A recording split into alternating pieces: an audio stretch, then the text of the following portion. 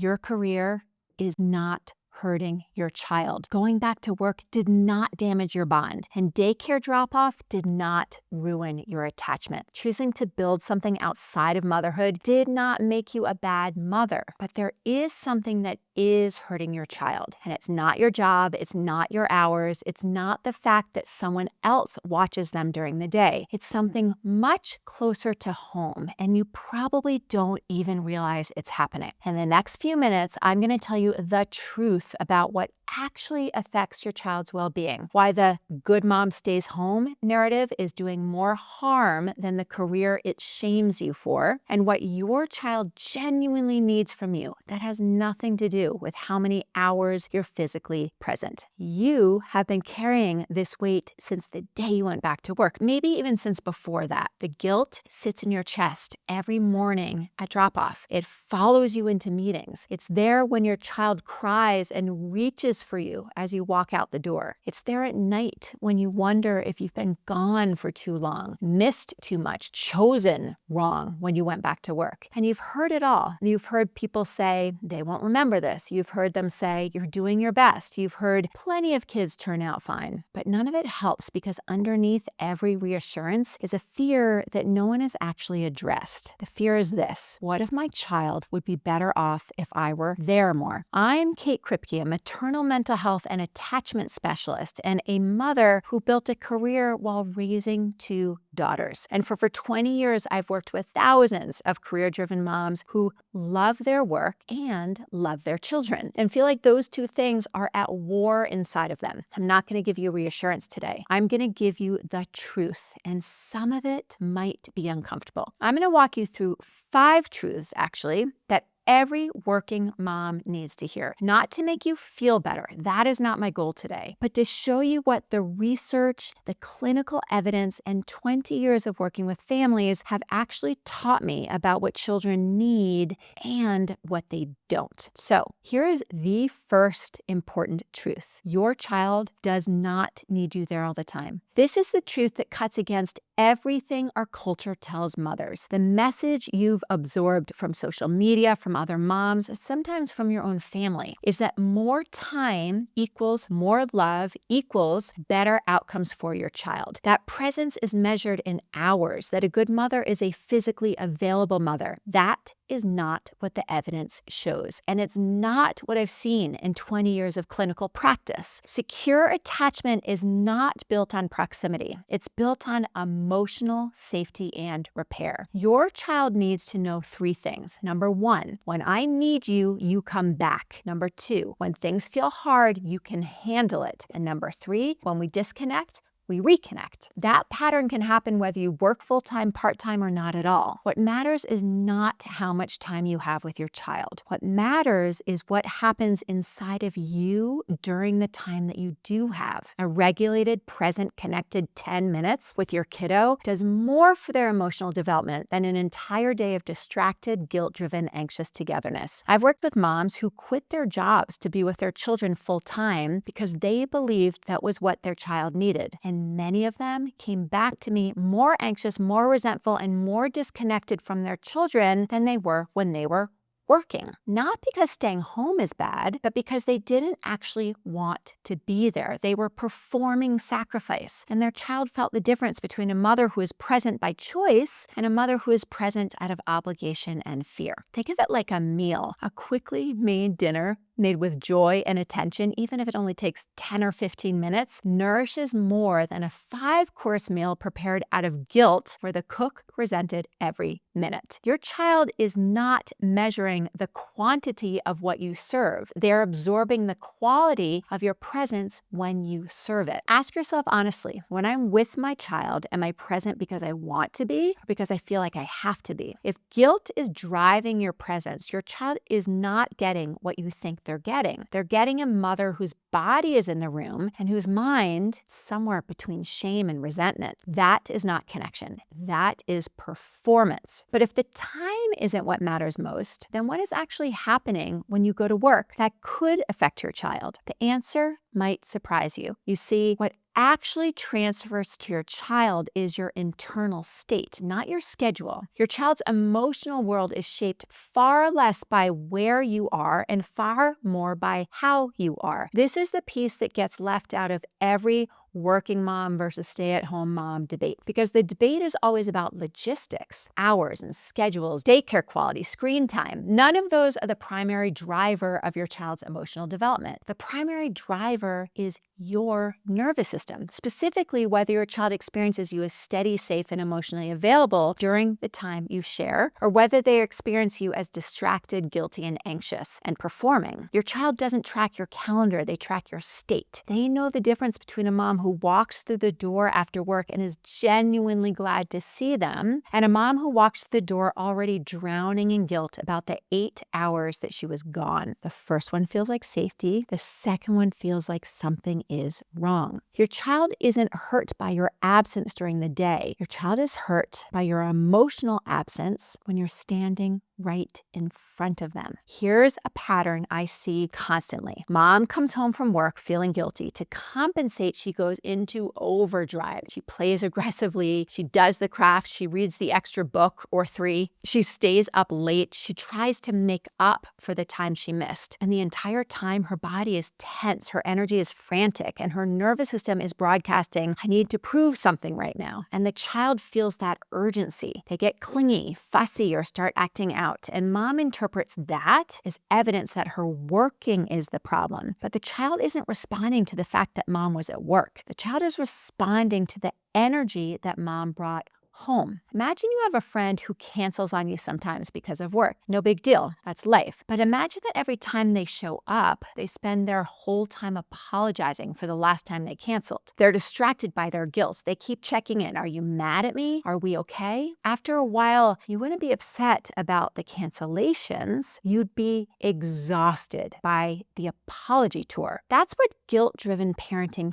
feels like to your child. The absence isn't the problem. The guilt about the absence is. Tonight, before you walk through the door or pick your child up, take 30 seconds in the car or outside the door. Take 3 slow breaths. Put down the guilt. Say to yourself, I'm here now. This is enough. And then walk in and be with your child from that place, not from compensation, from presence. But here's where this gets deeper, because the guilt you're feeling didn't start when you went back to work. It started long before that. Okay, if this is speaking to you, speaking to something you've been carrying for a long time, go ahead and subscribe. I make videos every week for career-driven, ambitious women, moms who want the real truth about motherhood, anxiety, and connection, not that watered-down version that keeps you stuck. So let's move forward. So the good mom stays home belief is actually making you sick. And let me name that belief that's underneath all of this, because until you see it, it will keep running you. Somewhere along the way, you absorbed a belief that sounds something like this. A good mother sacrifices herself for her children. A good mom puts her needs last. A good mom is always available. And if you want something for yourself, if you want a career, your identity, your ambition,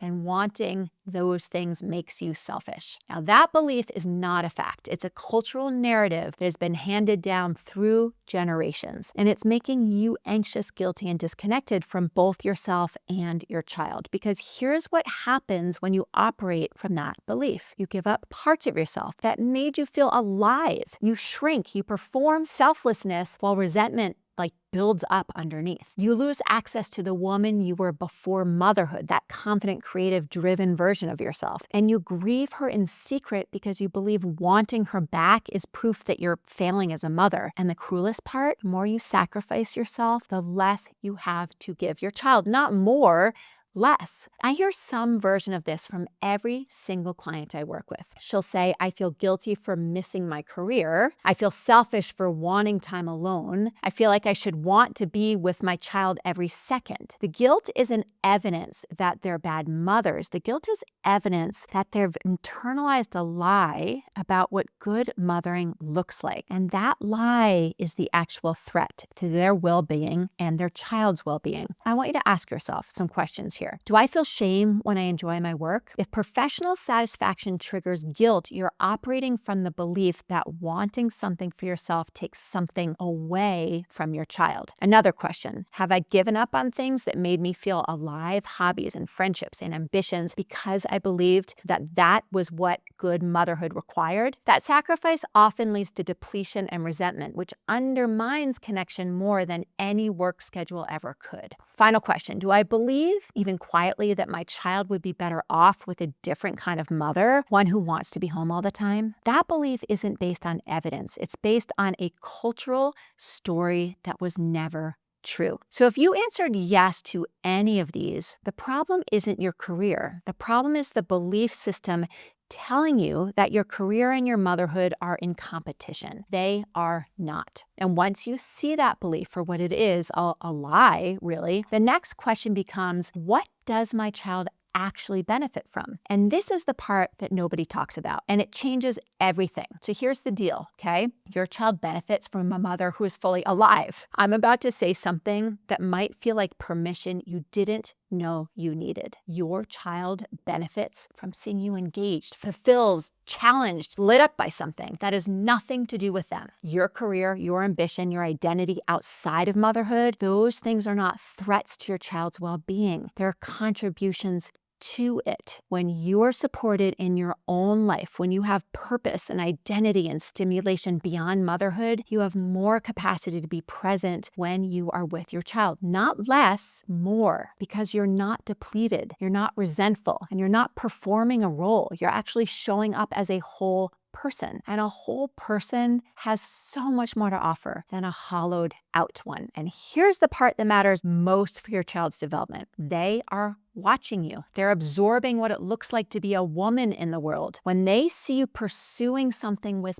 passion, managing challenge with resilience, holding multiple roles with honesty rather than perfection, you're modeling something that they will carry for the rest of their lives. You are teaching them that women get to be complex, that fulfillment isn't selfish, that strength and tenderness, they can coexist. Here's what you need to stop doing. You need to stop apologizing for working to your child, your partner, your mother, yourself. No one is owed an apology for you being a full person. Stop compartmentalizing your identity into work self and mom self as though they're in opposition. You are one person and your child benefits from all of you. And stop using quality time as a guilt offset. Time with your child should come from desire and presence, not from compensation. Here's what you need to start doing. Talk to your child about your work in simple, honest ways. Mommy had a big day today. I worked on something hard and I felt proud. You're modeling that work is meaningful, not shameful. Give yourself permission to enjoy your career without making that enjoyment mean something negative about your mothering. Notice when you feel that pull, overcompensate after a workday and let yourself arrive home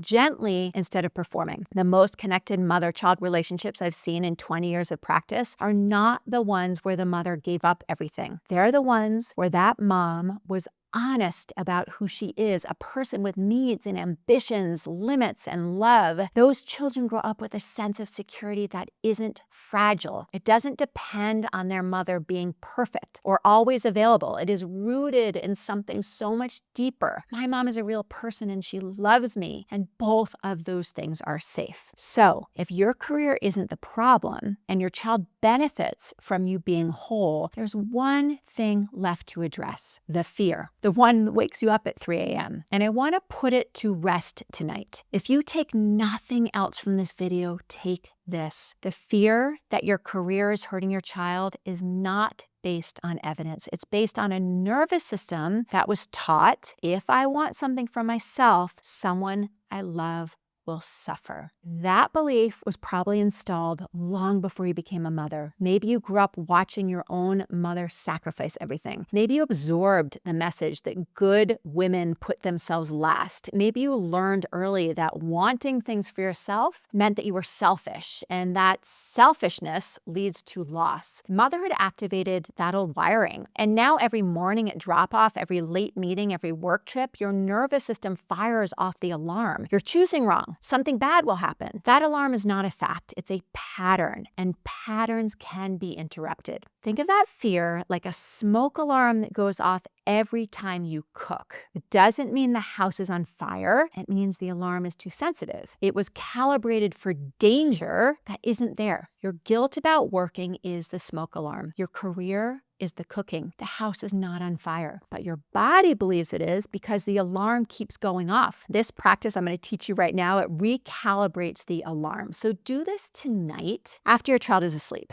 Okay, it takes about 5 minutes and you're going to need a quiet space with something to write on. Step 1, name the fear out loud, maybe about a minute of your time. Write down the specific fear your brain serves you about working. Get it out of your head and onto the paper. Be honest. It might sound like my child will feel abandoned because I work, or my child would be closer to their caregiver than to me, or I'm missing the moments that matter most, or my child will grow up and resent me for not being there. Don't judge those thoughts and don't rationalize them either. Just write it exactly as your brain says it. Ask the evidence question, maybe 2 minutes of your time. Under the fear, write, what is the actual evidence? And then write what you genuinely observe, the facts, not what you're afraid of, not the story you're telling yourself, but what you can see. Does your child light up when they see you? Does your child come to you when they're hurt or scared? Does your child seek you out for comfort? Does your child show you things, tell you things, want you close? If the answer to any of those really is yes, your child's attachment is intact. Drop-off tears are not evidence of damage. They're evidence that your child loves you and doesn't want you to leave. And that is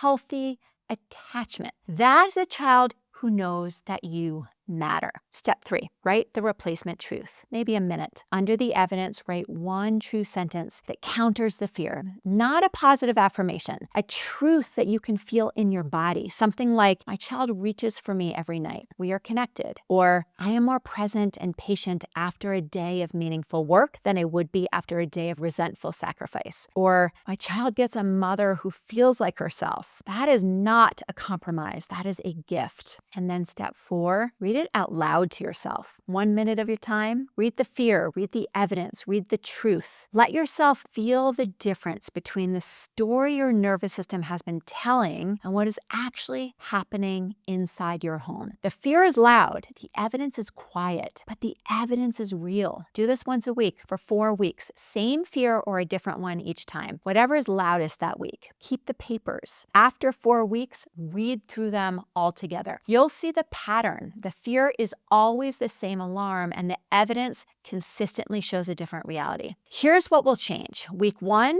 the fear doesn't disappear, but it loses some of its authority. You start to see it as a pattern rather than a fact. Week 2, you'll notice moments during your workday when you feel a flicker of enjoyment without the immediate guilt chaser. That's the recalibration beginning. Week 3, drop-offs and transitions get lighter, not because your child changed, because you stopped walking in saturated with guilt and your child felt the difference. And week 4, the background question, am I hurting my child by working, starts to go quiet. Not because you've answered it once and for all, but because you've given yourself actual evidence week after week that the answer is no. Okay, here's one final thought today. You wanting a career does not cost your child anything. Your child is not asking you to disappear in order to be a good mother. They're asking you to be real, to be present when you're with them, and to come back when you've been apart. And that is something you can do from any schedule and any role with any career. Your wholeness is not the threat. Your wholeness is the foundation, and your child will grow up knowing what it looks like when a woman refuses to shrink. So, if this hits something real for you, watch this video next. It breaks down what secure attachment actually means and the myths that have been making you more anxious instead of more connected. The link is in the description and right here on the screen. I will see you there.